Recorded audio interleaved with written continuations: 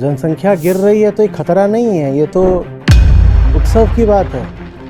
महिलाओं ने कहा है भैया हमारा शरीर इसलिए थोड़ी है कि हम बच्चे ही पैदा करते रहे। बढ़ा इतिहास में तो कैसे बढ़ा, बढ़ा ऐसे कि औरतों का दमन कर करके बढ़ा।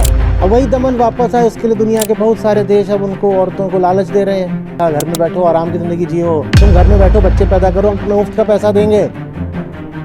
अभी इतनी आबादी है, उसको खिलाने के लिए पृथ्वी के पास संसाधन नहीं है। और भी जो प्रजातियां हैं पृथ्वी पे, उनको जीने का कोई हक है कि नहीं है? हमने सारे समुद्र बर्बाद कर दिए, हमने पहाड़ बर्बाद कर दिए, हमने जंगल सारे काट दिए। क्लाइमेट चेंज अच्छे तरीके से जानते हो।